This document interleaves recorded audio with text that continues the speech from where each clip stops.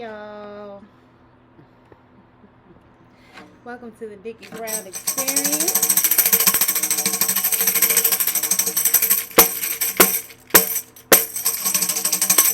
All right. So right now we are going to learn some tarot. I bought these tarot study cards. One of the sisters, Mystic Beauty, I love her channel, and she has, she's not the only one, but she's one of them. She has the Easy Tarot cards, and I've been wanting to buy those cards for the absolute longest time, but every time I get ready to purchase them, they are out of stock. And I know this last time, maybe within the past week or so, she was waiting for them to be shipped. And you know, as we all, or as some of us know, we are in Mercury retrograde, and mail service is a type of communication. So we should expect delays with the mail, or the mail being mixed up. That's one of the things that does happen during Mercury retrograde. So I'm not surprised that she had such a hard time getting her cards in. But she did promise to restock them. So I'm hoping the next time she restocks them, I'm able to get a pack of cards. If somebody knows her email address, please send it to me, because I would love to reach out to her. I don't know her email address. I could probably reach out to her on the gram, but somebody is hacking her page, so I just want to make sure it is definitely her.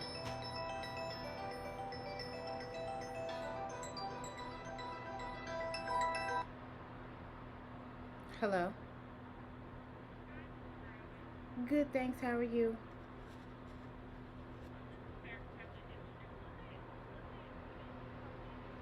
Yeah. Yes, ma'am, to December 15th. Oh, okay. Oh.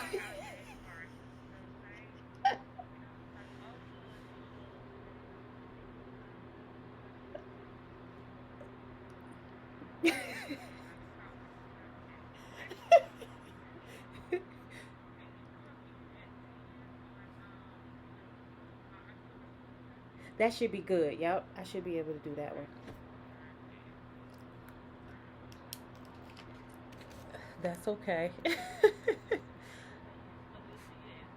Okay, yes, ma'am. Okay, thank you. Uh-huh, bye-bye. Sorry about that. That was an appointment. Um, so, um, so this card basically says, these study cards are not meant to provide an exact interpretation, but rather give basic information and a general overall feeling of the cards. There are many different decks and many different interpretations and many different ways of reading the cards. That's what makes them so unique and fun. There are also slight variations in different tarot decks. I have used the names from the decks I use most often. So she just used the most popular to create some study cards. Now, because everybody's interpretation is going to be different, you may get a similar reading for each person who reads for you, or each person that you watch reading. But a lot of times the general overall meaning or message is very similar. So you have like Spiritual Sad. She really goes in depth with the cards, and I love the way she reads cards. Also, Tarot Diva. I am the Tarot Diva. You heard about me. Her. I love her. Let me see who else I watch. I watched The Chosen One. Um,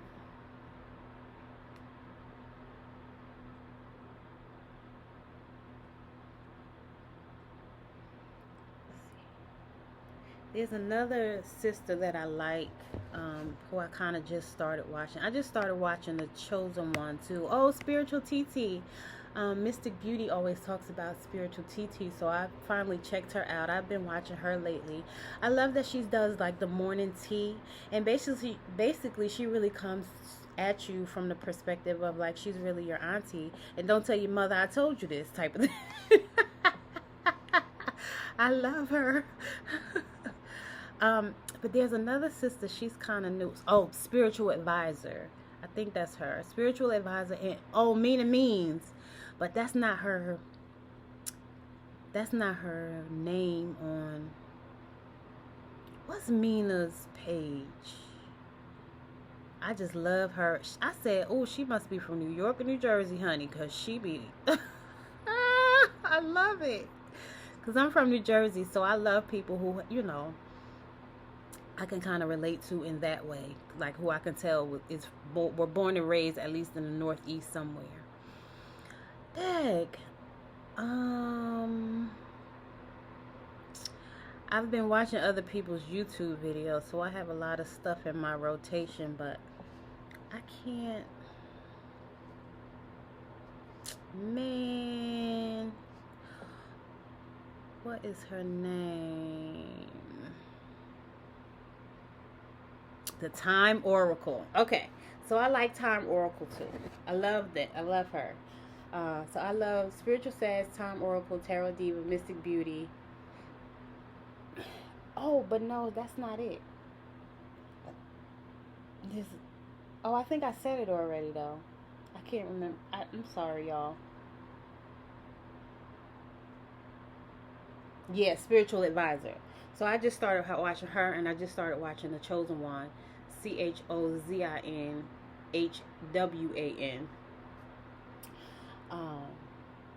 And I love all those ladies.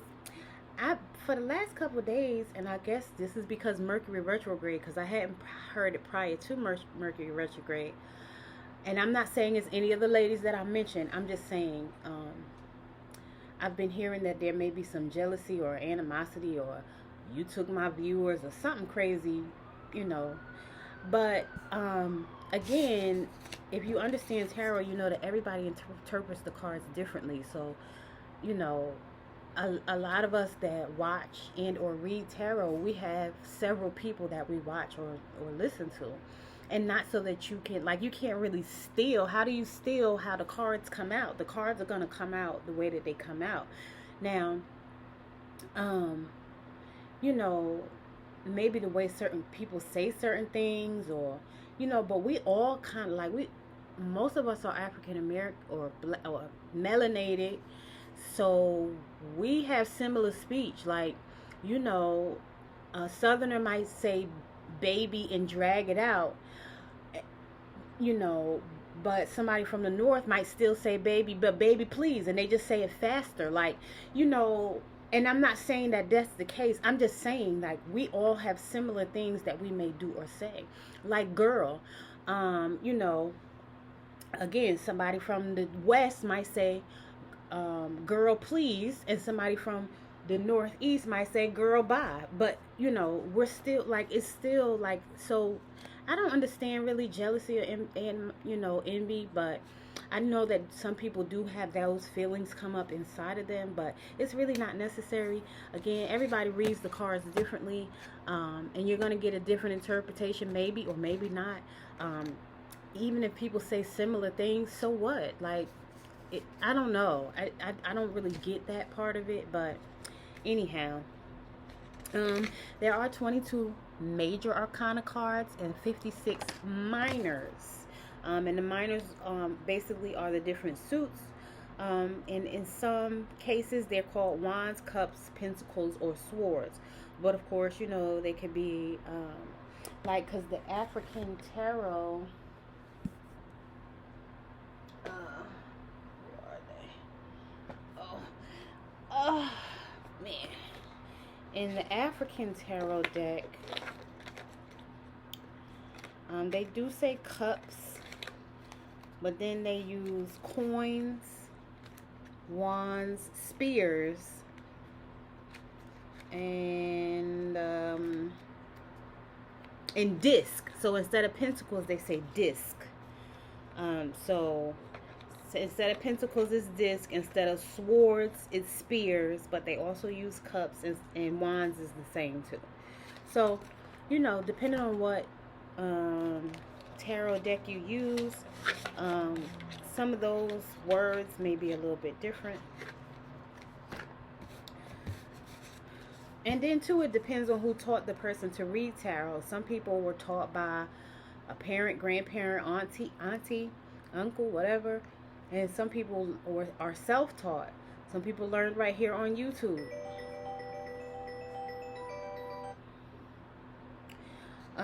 So you know, it really all depends.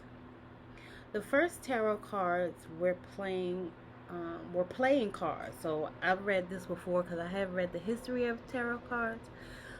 So they were regular playing cards that you would buy, and some people still use those to do tarot if they know how to. And they were used for divination, and divination is in Genesis 44 was the first time they talk about divination. So it was done during ancient times. So there's nothing new under the sun. These are called the major arcana cards. The 22 major arcana cards are called Greater Secrets and deal with major life events. The minor cards it's 56 of them, like a regular playing deck of cards, and these are called the Lesser Secrets and deal with everyday events. So the daily ins and outs, do's, you know, of what you might do every day on a regular basis. A lot of times the major arcana cards represent people as well.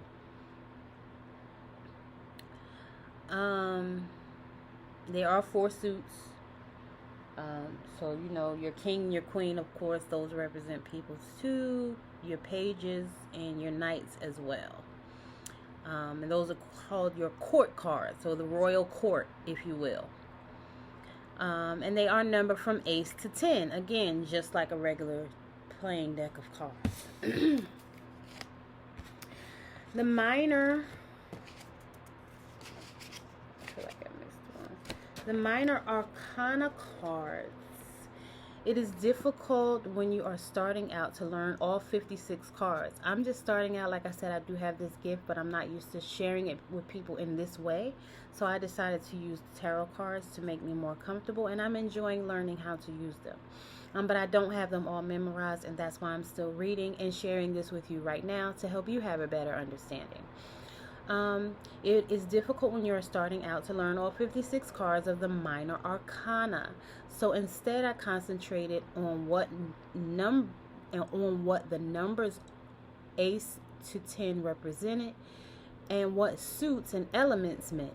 For example, if you know that 5s means facing dilemmas and cups are water and water is emotional, then you know that 5 of cups is facing emotional dilemmas. So see, for me, 5 means change. But in tarot, 5 means facing dilemmas or emotion. Well, the cups represent emotion. I'm sorry. So the 5 of cups would represent a dilemma facing an emotion. And that's a great way to look at it. Another example, if you know that 2s are choices and pentacles are earth, and earth is practical and deals with wealth and careers, then you know that the 2 of pentacles is making a career choice. After you learn these basics, then you can delve deeper into the minor arcana. Okay, so I love these, and this is basically telling you what each number means. So your ace, of course, ace is like a number 1, but not really. But it does come kind of first, so to speak. So your ace is your beginnings and opportunities, starting on a new path. Your 2 is choice, waiting, wondering which way to go. So you need to make a decision. 3 is creativity and growth, making decisions. 4, strong foundations and security, putting down roots.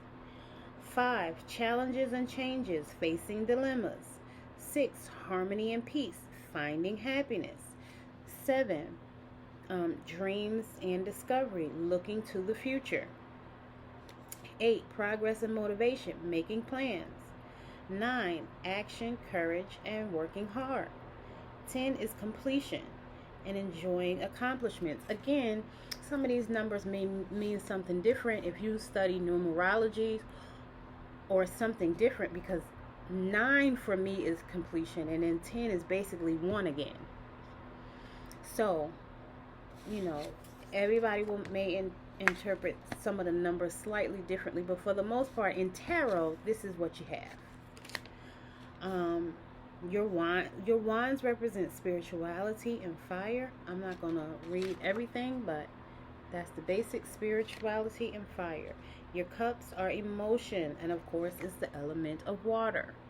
So those are your water signs. Your wands are your fire signs.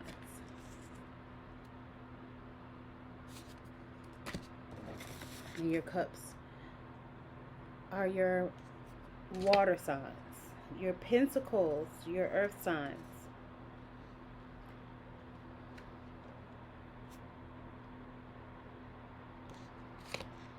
Your swords, those are your air signs.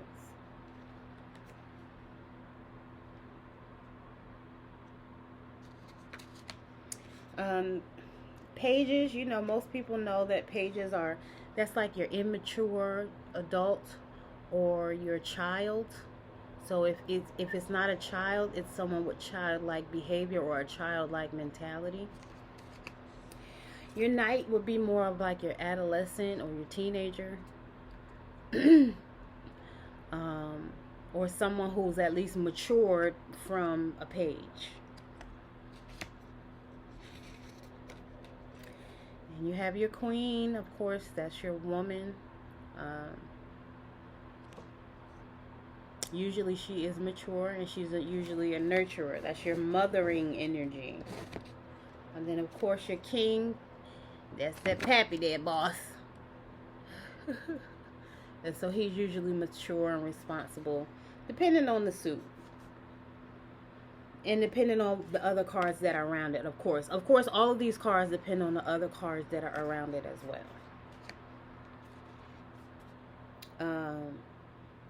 I love how she breaks down these cards. So when we talk about your fire signs, that's a great breakdown. It goes into a few attributes and keywords.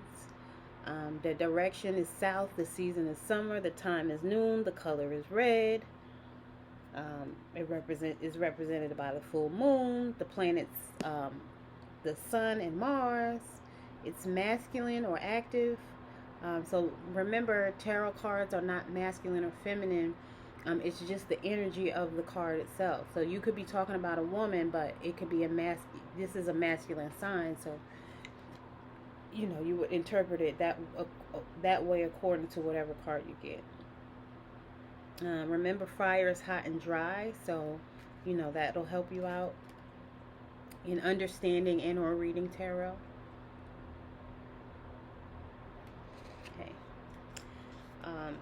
Same thing with water. A very accurate and thorough breakdown. Same thing with earth. Same thing with air. Okay, and this is the journey of the tarot. Like, you know that the journey starts with the Fool. And I kind of always compare it to any type of story, like the Son of Solomon, even the story of Jesus in the Bible, where there's a young man going on a journey, naively going on a journey, and he encounters different people, places, or things along the way. And he has to figure out, you know, which way to go, or what to do, or how to handle these people or these situations, or, you know, these situations in these places, or these things in these, you know, places, or whatever that looks like. But it starts from here and it kind of goes there. Okay. And basically it's just the journey of life. And you have at the top the Wheel of Fortune. You know, so you start at the bottom, you get on. He naively gets on, looks like he's about to walk off a cliff. He just has his one little knapsack with, you know, maybe a toothbrush, a washcloth, and a pair of drawers in it. And he's going about his merry way. Maybe he has some crystals in there too. maybe a snack, I don't know, or maybe he's just eating off of the land. But he started his journey, and the first two people he meets is the magician and the high priestess. And you know that the magician, you know, you can manifest or make anything happen if you put your mind to it. So as the fool, or as the quote unquote naive young man, he can do anything because he is motivated and ready and determined to make it happen. If you think of nowadays, a lot of these young people, they're making millions of dollars. They're making it happen because they didn't let anybody stop them. They didn't let that fear and anxiety from someone older creep into their mentality and stop them from doing anything. They push full steam ahead. Like, I don't know what you're talking about, but I'm about to make this YouTube pop. I'm about to dance. And they did their thing, or rap, or whatever it is that they're doing. And then you come to the high priestess. Then the empress, the emperor, the hierophant, the lovers, the chariot, justice, hermit. So he needed to take a pause once he got up to this point in the Wheel of Fortune. And that, again, for me, 9 represents completion. So he completed this cycle.